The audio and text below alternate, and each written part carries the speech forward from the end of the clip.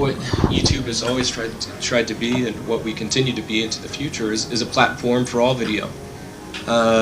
We wanted to democratize the video experience. Shalom, we're here at the offices of Google Israel, where the founder of YouTube came to meet the users, the most viewed users from Israel on YouTube. We're talking about Chad Hurley, who was here in Israel for the Israeli Google Day. I'm glad to be here in Israel. It's my first time, and I'm here to meet with the users and to discuss with them their successes on the site, and to how we can make the experience better for them.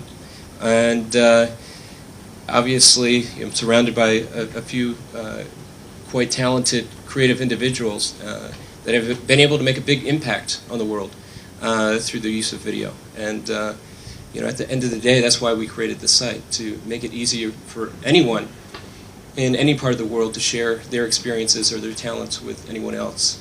I saw YouTube as a video site with a huge potential, so that was kind of what I was going for, and worked out. The world of social networks, Twitter and YouTube, has reached headlines during the past year due to the use of these tools by presidential candidates and students in Iran. To see the ways that YouTube has affected just politics on a global basis has been phenomenal, and I think hopefully it's a way that people can learn about issues and engage more about laws or elections more than ever, to be more well educated, for them to direct questions or thoughts directly to candidates, and also for these candidates to have a direct dialogue with voters is a great thing. I just think hopefully it just gives people more access to the process, and over time people become more active in it.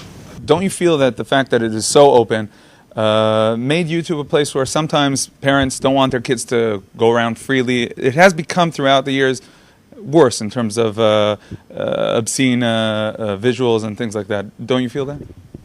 No, I feel we have the correct policies in place. We have the very powerful tools in place, and a community that's engaged.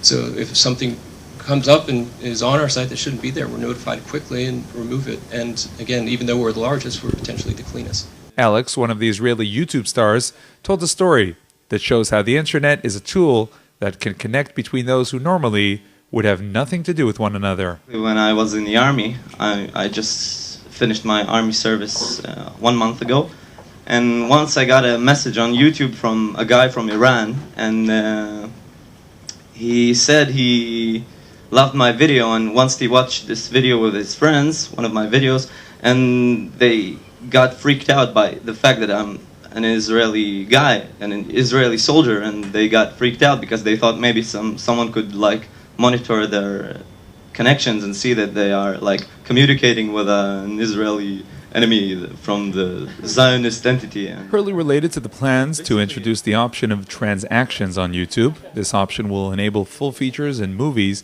to be presented on the site, viewable for users who pay. There will be something that we're working on now that we'll be incorporating over time, so people have the ability to rent or purchase videos on our site. We envision these videos living in the clouds. They're accessible on all devices at any time, and it wouldn't necessarily require syncing.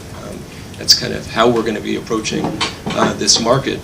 It's not released yet, but again, like I said, we just recognize we need to be a true video platform. We need to support more than just ads. The founder of YouTube also referred to the way he sees the future combination between television sets and the internet. A TV will have Wi-Fi incorporated. In a few years, it'll probably be seen as, you know, buying a laptop without Wi-Fi would be the same, you know, same equivalent. Buying a TV with Wi-Fi would be kind of crazy. So people will have the ability to search against programming directly through their TV and consume it in a seamless way. So you're not necessarily sitting down for a linear broadcast or linear programming. You're viewing things on demand.